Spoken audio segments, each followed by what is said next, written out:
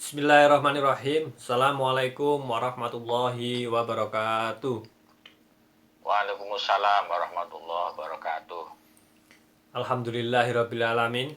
Pada kesempatan malam hari ini kita masih diberi kesempatan untuk selalu konsisten ini untuk membahas eh, ilmu-ilmu di dalam Al-Quran ya. Terutama yang sedang dibahas kemarin yaitu mengenai surat Al-Fatihah, mengenai masih ada hubungannya dengan numerik. Mungkin kali ini kita masih akan mau melanjutkan tentang numerik tersebut ya Pak Dip ya. Ya, karena Al-Fatihah kan kunci ya. Ya, Al-Fatihah kunci. Ya, Oke, mungkin langsung saja ini silahkan dibuka nih Pak Adip agar waktu udah malam ini karena. Silakan Pak Adip. ya. Bismillahirrahmanirrahim. Assalamualaikum warahmatullahi wabarakatuh. Waalaikumsalam warahmatullahi wabarakatuh. Alhamdulillahirabbil alamin. Ar-Rahman 'allamal Qur'an, khalaqal insan 'allamahul bayan. Asyhadu an la ilaha illallah wa la syarikalah wa asyhadu anna Muhammadan abduhu wa rasuluhu la nabiyya ba'dah. Para sahabat peta sekalian, pada kesempatan kali ini kita akan membuka satu diskusi tentang surat Al-Fatihah, karena Al-Fatihah itu kunci ya. Yang episode kemarin juga sudah kita bicarakan bagaimana membaca Al-Quran, terutama atau khususnya surat Al-Fatihah membaca dengan teknik numerik ya. Sekarang kalau kita lanjutkan dengan pengertian begini, seluruh Al-Quran kalau kita jejer menyamping dalam arti horizontal ya, horizontal itu ada 114 surat kita jejer-jejer secara horizontal, maka pada prinsipnya struktur horizontal ini bisa dibagi menjadi 3 bagian besar. Satu bagian utama adalah surat Al-Fatihah itu sendiri, kemudian mulai surat nomor 2 yaitu surat Al-Baqarah, kemudian disambung dengan surat Ali Imran dan seterusnya, hingga paling tidak surat-surat pendek itu menjadi satu bagian besar yang merupakan rincian isi atau uraian dari surat yang pertama. Jadi sebetulnya uraian ini adalah uraian dari surat Al-Fatihah ya, sebagai satu bagian utama yang menjadi kalau di dalam istilah Al-Quran itu Al-Fatihah adalah ummul kitabnya, atau umun itu ibu atau induk, atau babon ya kalau bahasa Jawa, merupakan induknya Al-Quran, itu surat Al-Fatihah. Kemudian uraian isinya itu berupa surat-surat panjang, dan terutama atau khususnya juz 30 ya. Juz 30 itu surat-surat pendek merupakan kesimpulan-kesimpulannya. Nah, kalau ditinjau dari segi itu, kita istilahkan tinjauan horizontal karena mendatar ya. Maka Al-Fatihah itu adalah sekali lagi surat inti,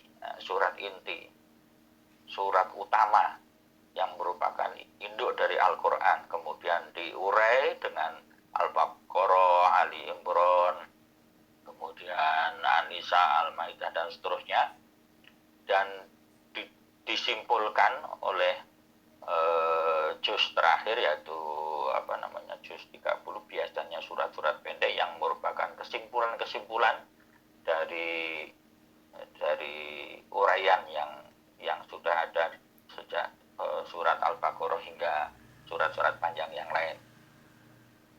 Itu tinjauan horizontal. Nah, sekarang per individu surat kita istilahkan tinjauan secara vertikal, yaitu atas bawah. Kalau tadi horizontal itu mendatar kiri kanan, sekarang atas bawah.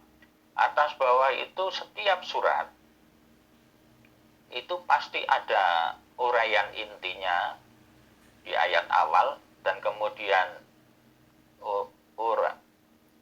ayat inti diuraikan di dalam bagian yang kedua, dan bagian yang terakhir, bagian yang ketiga adalah kesimpulannya.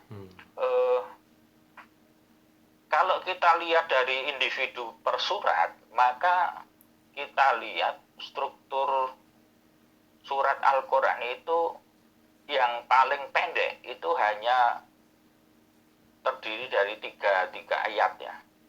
Kita tahu 3 surat yang berisi 3 ayat itu. Pertama surat Al-Asr atau Wal-Asri, kemudian surat Idza Jaa Nasrullah, dan yang ketiga Inna Al-Kautsar. Itu jadi ada 3 surat yang isinya itu hanya 3 ayat gitu. Maka bisa dipastikan struktur ini, individu per surat ini pasti ada. Kalau 3 ayat kan gampang.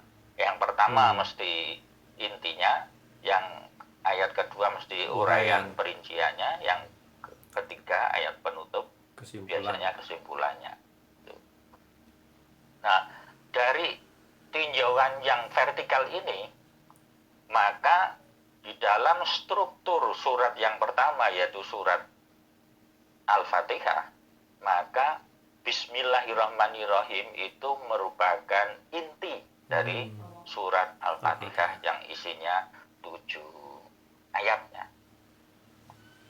Demikian. Jadi kalau kita gabung antara pemahaman struktur vertikal dan horizontal, maka posisi Bismillah ini sangat luar biasa.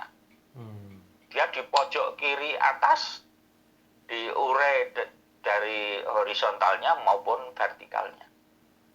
Jadi dia merupakan semacam mata air dan sekaligus muara.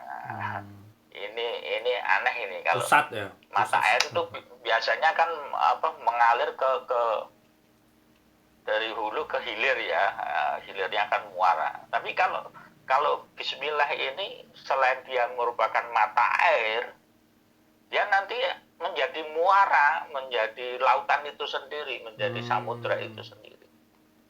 Ya ini memang fenomena yang hanya bisa di dalam sebuah kitab suci. Kalau di dalam di dalam kenyataan alam yang misalnya mata air sekaligus samudra itu agak susah ya kita bayangkan itu, karena biasanya mata air itu kan asal mulanya aliran air, kemudian membesar menjadi sungai, bermuara di lautan, kan gitu.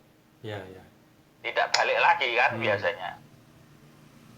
Nah, jadi Bismillahirrahmanirrahim ditinjau dari vertikal maupun horizontalnya struktur surat Al-Quran itu luar biasa posisinya. Nah, sekarang kita tinjau dari lebih terperinci lagi. Seperti kemarin sudah kita ketahui bahwa konsistensi Bismillahirrahmanirrahim ini persis selalu ditulis sepanjang sejarah ya, sejak 14 abad yang lalu, sejak 1400 tahun yang lalu itu konsisten selalu 19 huruf. Sekali lagi ini konsistensi yang menarik. Kenapa? Karena kalau kita bandingkan di dalam isi surat yang lain ya, kita lihat misalnya di dalam Al-Alaq, seperti yang kita tahu bahwa Al-Alaq ini adalah surat yang diturunkan pertama kali kepada Nabi Muhammad. Itu ketika menulis Iqra bismi, ada kata-kata bismi rabbika, itu huruf alifnya itu selalu tampil. Sehingga bisa dilihat ya, misalnya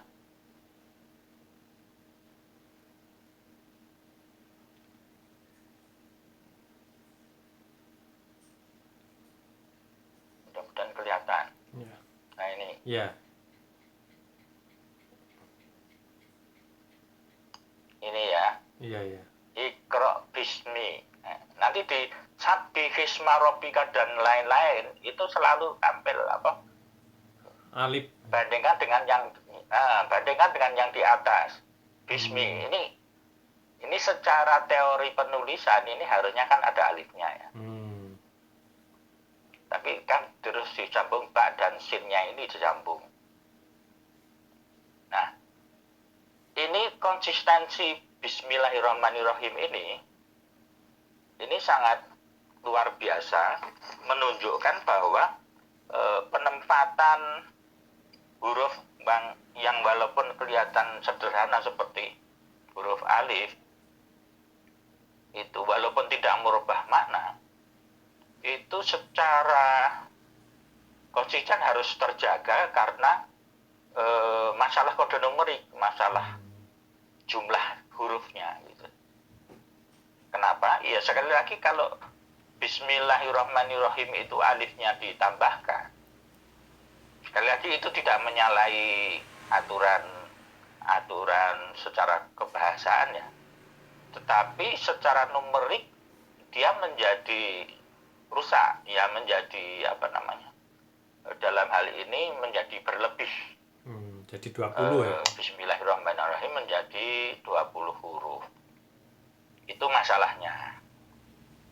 Dan itu satu segi. Kemudian dari tinjauan numerik yang 19 ini, kita tahu bahwa di dalam seluruh surat Al-Fatihah yang hanya terdiri dari 7 ayat ini, ada satu lagi ayat yang jumlah hurufnya itu 19, yaitu di dalam ayat yang kelima, yaitu iyyaka na'budu wa iyyaka nasta'in. Sehingga secara pembacaan secara numerik, dua ayat ini saling berkaitan. Tandanya apa? Tandanya jumlah hurufnya sama. Jumlah hurufnya sama, menjadi saling berkaitan.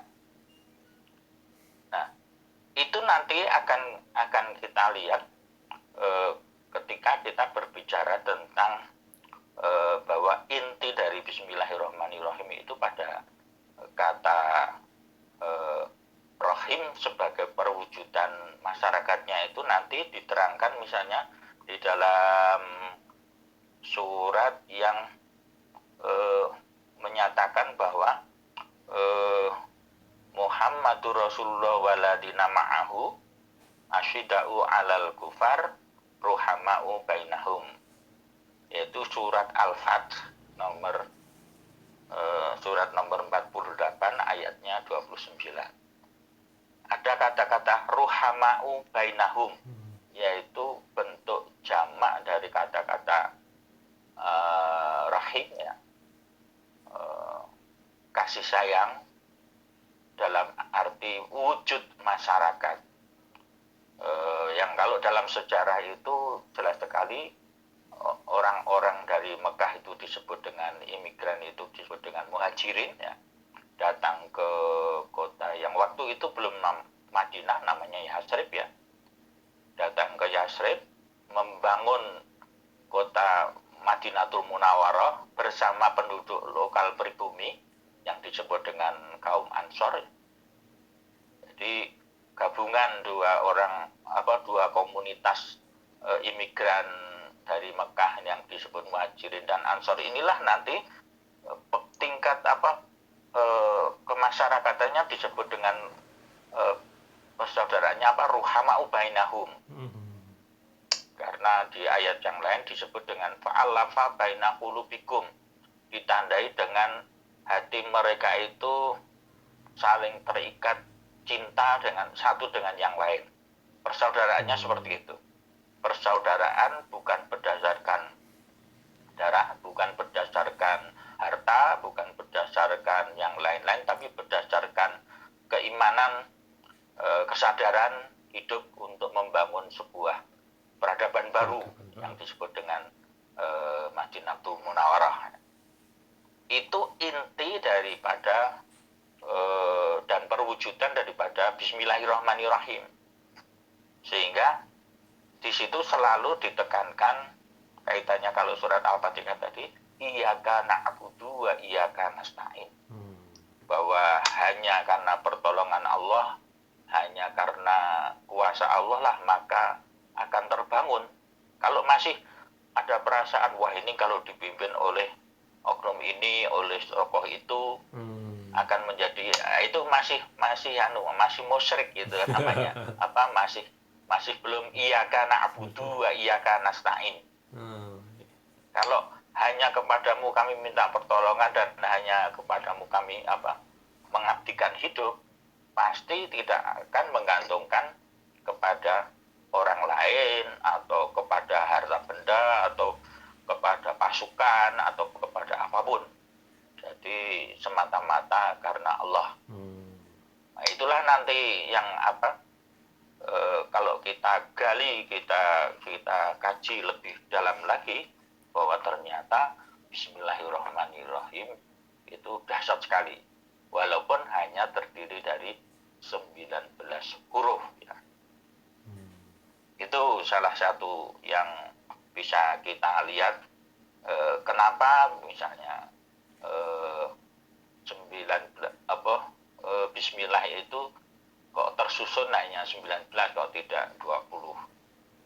Ya, ada maknanya. Misalnya salah satunya yang bisa kita lihat misalnya kenapa di ayat 5 dari surat Al-Fatihah yaitu iyyaka na'budu wa iyyaka nasta'in itu juga 19. Nanti ada kaitan-kaitan seperti itu. Kalau kita perdalam dari segi kebahasaan, bi ini biasanya kalau ya mohon maaf ya kalau terjemah umum kan dengan nama ya, dengan nama Allah yang Maha Pengasih dan Maha Penyayang. Ini sebetulnya para tokoh-tokoh kita sudah banyak yang mengkritisi penerjemahan ini, karena terjemahan ini kan sebetulnya sudah berapa puluh tahun yang lalu ya, tidak pernah diperbarui, tidak pernah direvisi gitu. Seolah-olah ini menjadi sebuah terjemah yang baku gitu.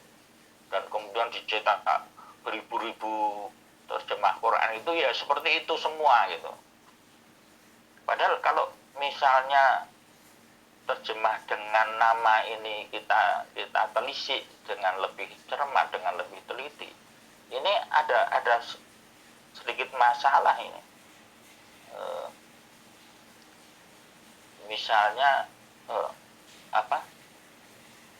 kalau teori bahasa itu namanya ini dengan itu isti'anah ya, semacam alat ya, semacam alat tertentu. Misalnya saya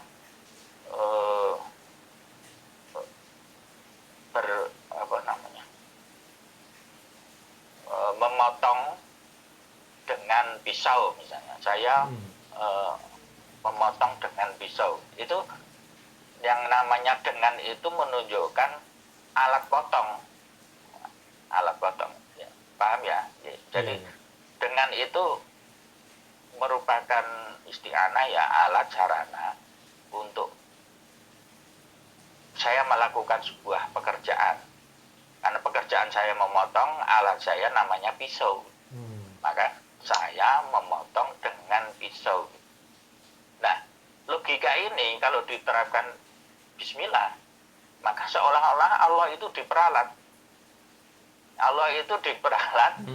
Sebetulnya keinginan pribadi kita, nafsu kita, tapi kita mengatasnamakan Tuhan, diperalat Tuhan itu. Oke. Ya kan? Loh, Allah yang menciptakan segalanya maksud dijadikan alat sekedar legitimasi. Ini kan kurang tepat toh. Oke. Iya kan, sekedar diperalat. Apakah Allah itu ridho kalau diperalat? Jadi ini persoalan ini nanti. Hmm. Jadi itu satu segi. Jadi Bismillah itu sebetulnya sebuah idiom ya, sebuah idiom itu kata majemuk yang terdiri dari huruf ba, ismun dan Allah. Hmm. Jadi ada harfnya ba, kemudian kata ismun dan kata Allah. Ada 3 komponen yang membangun sebuah pengertian itu. Hmm. Jadi pengertiannya itu sebetulnya satu gitu. Bismillah. Sehingga kalau yang agak lebih mendekati sebetulnya pada kata atas nama Allah. Jadi itu satu rangkaian atas nama Allah, bukan atas nama nafsu pribadi, bukan atas nama penguasa tertentu, oknum tertentu, bukan atas nama berhala, bukan atas nama siapapun.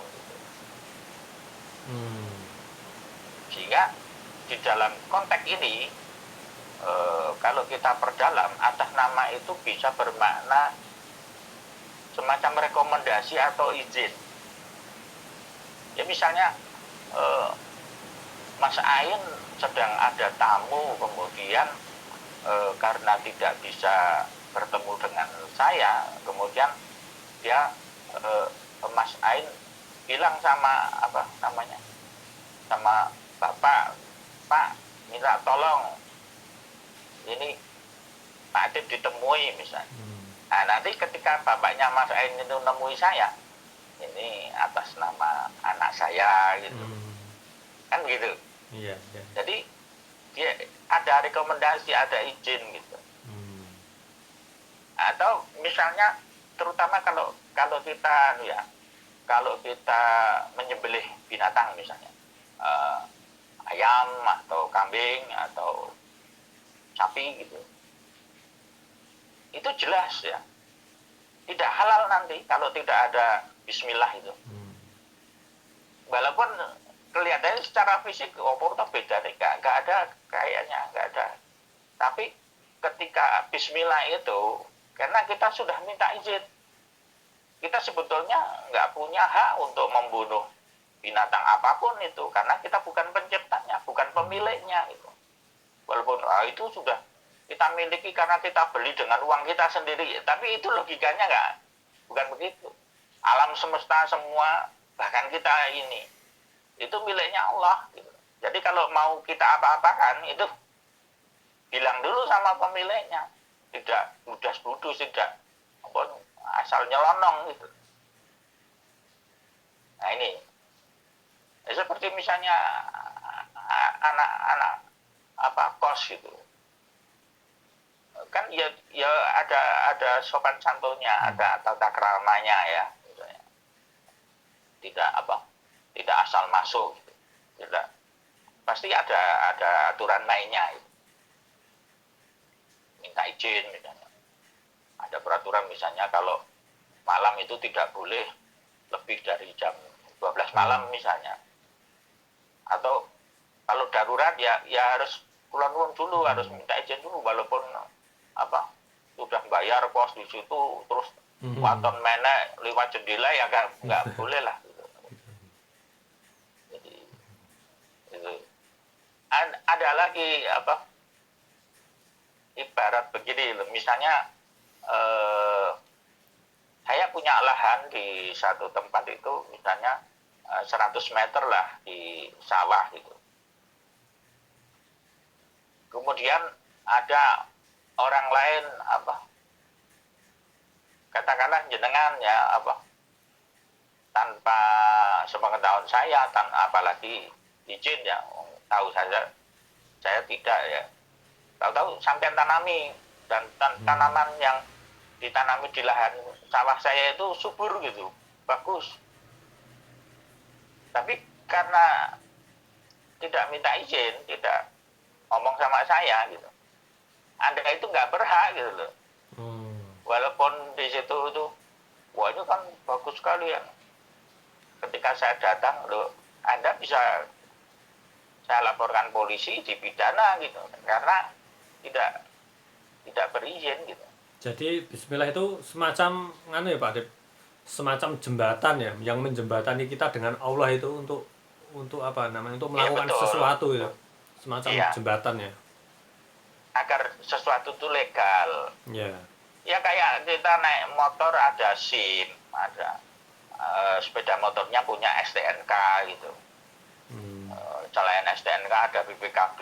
Itu kan semuanya itu merupakan, ya kalau dilihat kan semacam formalitas ya, tapi ada substansi di situ.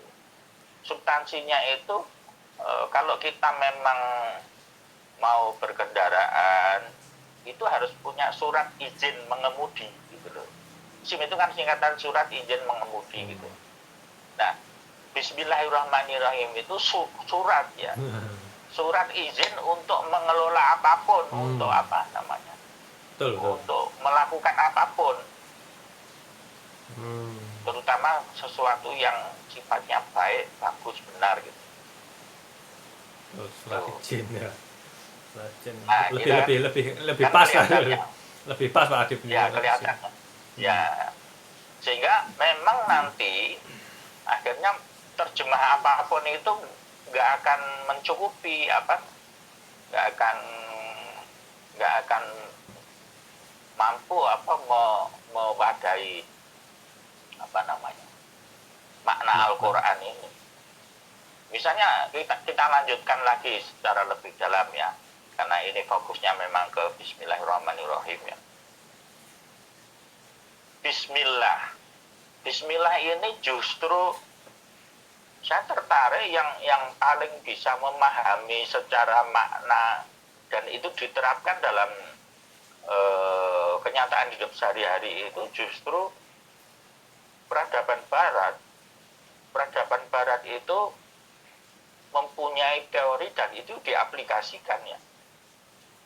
Sesuatu apapun, baik pun nama orang maupun nama benda, kalau di akhir kata itu, sekali lagi nama orang atau nama benda itu di akhir kata atau di akhir istilah itu dikasih kode ISN, itu mesti apa namanya merupakan sebuah gagasan atau ide atau faham. Yang paling terkenal itu misalnya tentang kayak di Indonesia ya, ada seorang tokoh proklamator namanya Soekarno. Nah, kemudian Soekarno itu meninggal. Ada orang-orang yang mengaguminya gitu. Kemudian dia belajar buku-buku yang ditulis oleh Bung Karno, pidato-pidatonya dia dengarkan. Nah, kemudian intisari ajarannya itu dia katakan itu Soekarnoisme. Nah, itu sebetulnya kan plesetan dari ismun itu. Kalau bahasa Inggris nggak ada e-nya ya, Soekarnoisme. Kemudian ada lagi misalnya orang yang berpaham apa-apa itu serba materi, apa-apa itu materi, maka materialisme. Yang lain kapitalisme. Ya banyaklah. Kalau tokoh-tokoh yang terkenal misalnya Karl Marx, Marxisme gitu, diambil akhirnya saja. Karlnya tidak diambil ya. Hanya Marx saja, kemudian Marxisme gitu. Ada lagi Bung Karno itu sendiri melahirkan namanya Marhainisme gitu. Konon dulu ada seorang tokoh petani di Jawa Barat namanya Marhain. Bung Karno mengamati bahwa Marhain itu buruh tani yang sepanjang hidupnya itu dia cuma jadi buruh dan tidak pernah bisa meningkat dari kondisinya itu, karena hasil yang dia dapatkan dari upah buruhnya itu hanya cukup untuk hidup, tidak bisa nabung, tidak bisa meningkat kehidupannya. Jadi mobilitas sosialnya itu stagnan. Nah, orang-orang tipe seperti itu disebut dengan kaum marhain. Sehingga orang-orang yang prihatin kepada kaum marhaeni itu disebut dengan paham marhainisme. Hmm. Ya, kalau sekarang bahasa yang sederhana lagi disebut dengan wong cilik ya, makanya wong cilikisme gitu. Wong cilikisme gitu. Wong cilikisme. Cuman masalahnya kadang-kadang wong cilik ini diplesetke dadi wong licik ya. Ya, wong licik dadi dadinya anunya wong cilik dadi wong licikisme.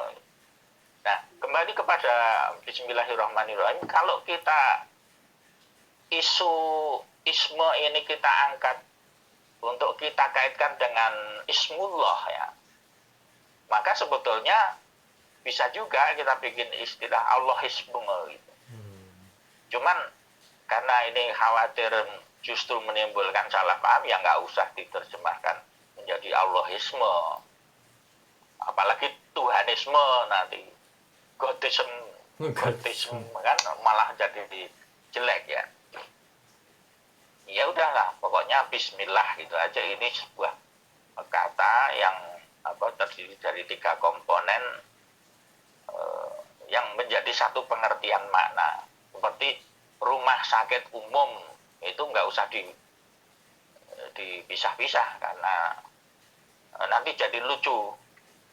Ada seorang tokoh itu di Jawa Barat itu, misalnya dulu ada lagu yang terkenal itu namanya judulnya itu Hitam Manis itu. Itu kata majemuk, untuk mencontohkan kata majemuk, hitam manis itu. Hitam manis itu ya manis lah, cantik gitu.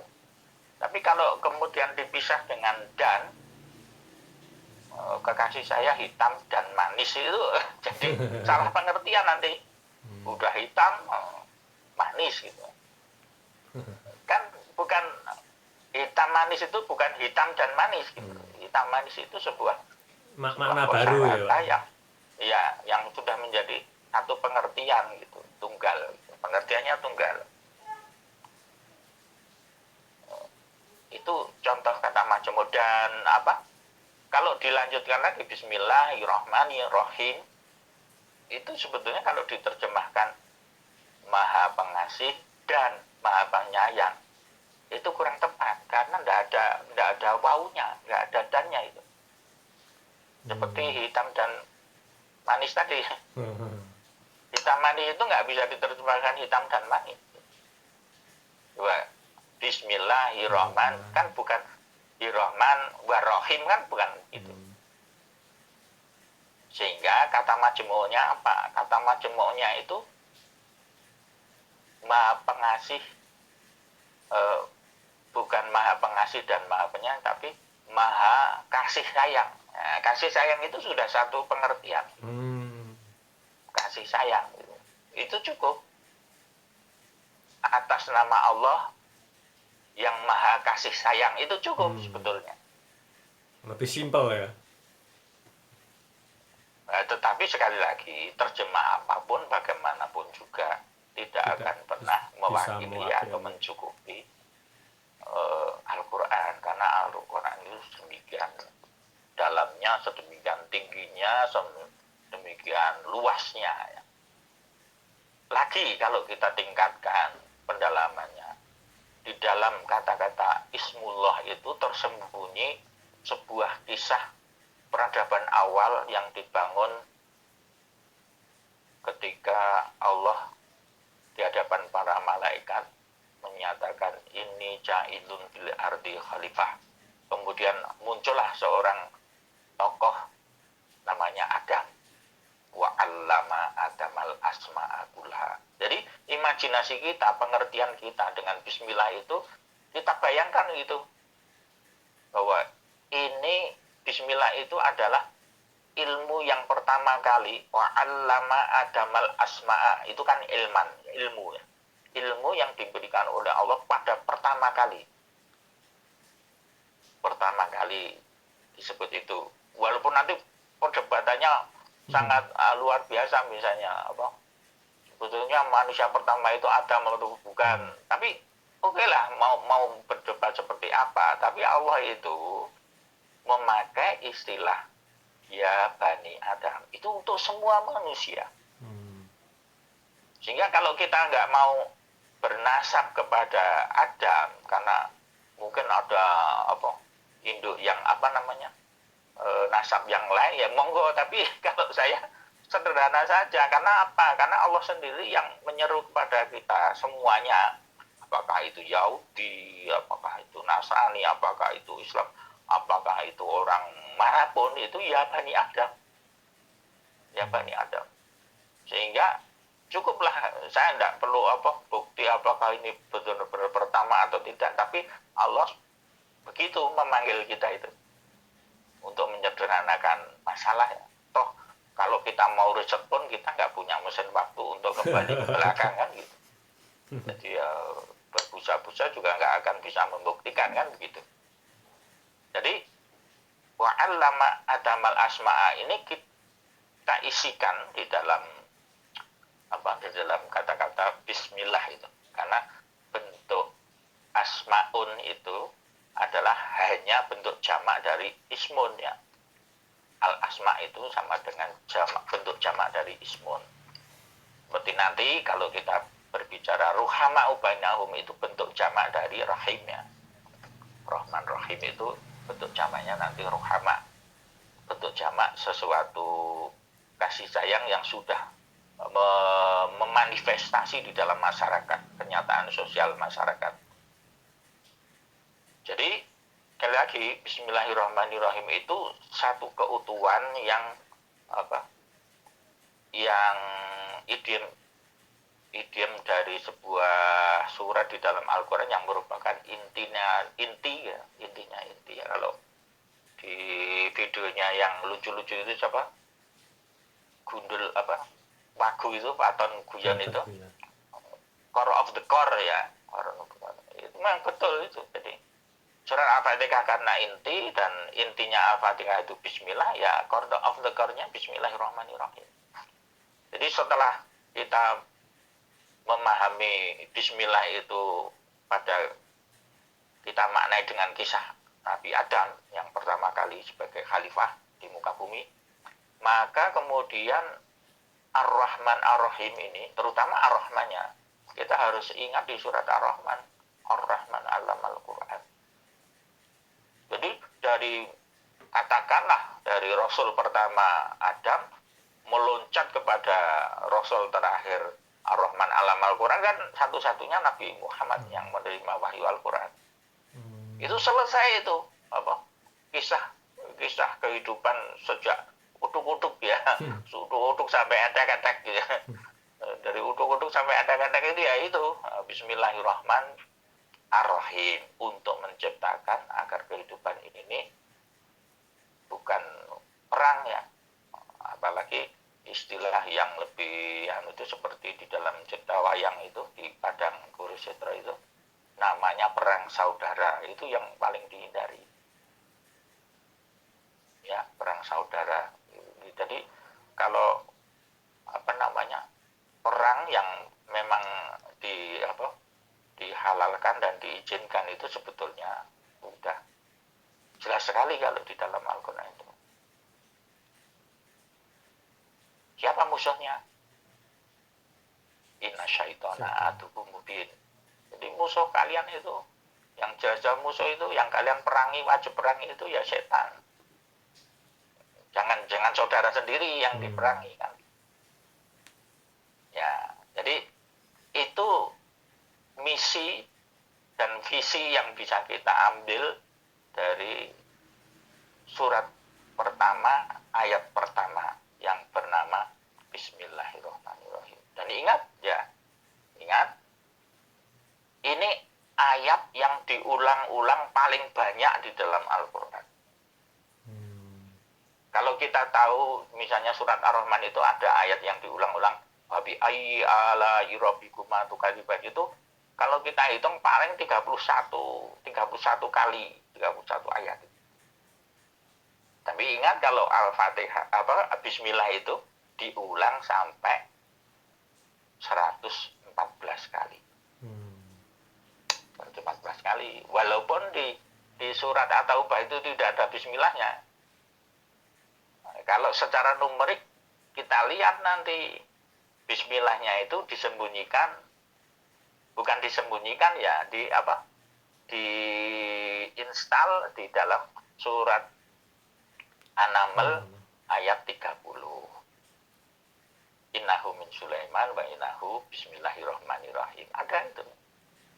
Sehingga nanti kalau kita hitung dari surat yang tidak ada bismillahnya, yaitu surat 9, terus kita hitung surat 10, surat 11 dan seterusnya, itu nanti sampai hitungan ke-19 itu ketemu surat nomor 27 itu, surat An-Naml. Dan kenapa diinstalkan atau dicantumkan di dalam nomor 30 ayat 30 surat An-Naml? Karena 30 itu adalah bilangan komposit yang ke-19. Gitu. Dan kalau kita lihat di Al-Qur'an sekarang, kita hitung saja dari 9, 10, terus nanti hitungan ke-19 pasti jatuhnya kepada surat nomor 27, surat An-Naml. Itu Mas. Oke. Bismillahirrahmanirrahim. Menarik sekali. Mudah-mudahan makin inilah Makin luas lah wawasannya lah. Bismillahnya ya. Jadi memang Bismillah itu merupakan bagian yang paling awal dan juga Intinya. bagian yang paling penting ya, Pak Habib ya. Paling penting. Makanya saya kemudian termasuk yang tidak setuju kalau imam ya, terutama imam sholat jahar, imam yang umum itu justru mengucapkan bismillahnya itu lembut, Syir. jahar, sir gitu. Saya kurang setuju karena Al-Quran mencontohkan yang tidak ada bismillahnya itu satu-satunya hanya surat At-Taubah atau Al-Baro'ah, surat nomor 9. Kenapa kita kok sungkan gitu loh? Ngikuti aja apa adanya di Al-Quran. Karena Bismillahirrahmanirrahim itu penting gitu, nggak harus diulang-ulang. Bahkan sampai tidak ada nomornya kan gitu. Iya kan? Kalau di surat Al-Fatihah memang nomor 1 ya, ayat 1. Tapi di Al-Baqarah, di Ali Imran, An-Nisa, Al-Maidah itu nggak ada nomornya itu. Nah itu juga ada rahasianya di dalam numerik. Nanti kapan-kapan kita oncei juga. Karena itu secara tidak langsung kita mau ditunjukkan oleh Allah itu bahwa sebelum angka 1 itu ada angka 0. Ya, di mana angka 0 itu beda dengan 0. Nah ini, kalau 0 itu surat At-Taubah, ya memang tidak ada bismillahnya. Tetapi kalau 0, itu suatu surat yang ada bismillahnya, tapi tidak ada nomornya. Tapi ada, jadi eksistensi bismillahnya itu ada. Makanya ada 0. 0 itu bukan 0. Isinya ada gitu. Oke. Ya nanti kapan-kapan kita kupas. Ya Pak Adib, menarik sekali tadi membuat wawasan kita mengenai tentang ayat Bismillah itu sendiri, Bismillahirrahmanirrahim itu sendiri menjadi banyak banyak masukan lah, biar tidak kerdil dalam memikirkan suatu arti menurut terjemah seperti itu. Betul, ya. Oke, mungkin ada lagi yang mau disampaikan Pak Adib sebagai penutup? Ya, satu lagi ya. Ya, satu lagi untuk penutup ya. Kebanyakan kita ketika misalnya kita makan, kita minum, kita melakukan sesuatu itu karena Allah, kan begitu. Kita nikah karena Allah, kita mencangkul karena Allah, kita belajar karena Allah, kan begitu. Di satu segi seolah-olah itu benar gitu. Tapi Bismillah itu sebetulnya mengajarkan sebaliknya. Jadi bukan karena Allah, tapi Allah mengajarkan mengajarkan kita untuk belajar. Allah memerintahkan kita untuk makan dan minum. Allah memerintahkan kita. Jadi bukan apa-apa karena Allah. Jadi Allah itu seolah-olah dibuntut untuk sebagai alat legitimasi, bukan. Allah itu pertama. Sebelum kita melakukan sesuatu, Allah dulu kan gitu. Karena Allah lah kita itu bisa melakukan ini. Karena Allah lah kita bisa belajar. Karena Allah kita bisa hidup. Karena Allah kita bisa makan. Jadi karena Allah kita makan itu beda dengan kita makan karena Allah. Ini memang tipis ya, tapi tipis. Mohon ya, Allah itu didahulukan, jangan jangan diakhirkan. Apalagi kata-kata yang terkenal kan, jadikan Al-Quran ini sebagai imamnya. Karena kalau nggak salah Sayyidina Ali pernah mengatakan begini, kita harus waspada, harus hati-hati. Kalau Al-Quran ini kita jadikan imam, maka kita akan dituntun menuju jannah. Tetapi kalau Al-Quran ini kita jadikan buntut kita, dia akan menggiring kita, menghalau kita ke benar. Kalau kita memunggungi Al-Quran, kita itu akan digiring oleh Al-Quran menuju nar. Kalau kita membelakangi Quran, Quran itu akan menghalau kita, akan menggiring kita ke neraka, ke nar. Oleh karena itu, jadikanlah Al-Quran itu sebagai panduan hidup kita. Jadikanlah dia yang utama, yang pertama, yang memandu hidup kita, menjadi imam kita. Maka kita akan, insya Allah, akan sampai kepada jannah. Itu penutupnya, Mas. Ada kurang lebihnya, mohon maaf, kita sambung nanti insya Allah minggu depan. Ya, terima kasih. Assalamualaikum warahmatullahi wabarakatuh. Waalaikumsalam warahmatullahi wabarakatuh. Terima kasih Pak Adib, sangat mencerahkan sekali ini bagi saya ini. Mudah-mudahan teman-teman yang di rumah yang menonton video ini juga merasa tercerahkan ya atas uraian-uraian yang tadi dipaparkan oleh Pak Adib. Jangan lupa seperti biasa untuk terus selalu menonton ya video-video di Peta Islam, untuk like, subscribe, dan komennya. Ya, sekali lagi kita akan jumpa lagi insya Allah minggu depan dengan Pak Adib. Ya.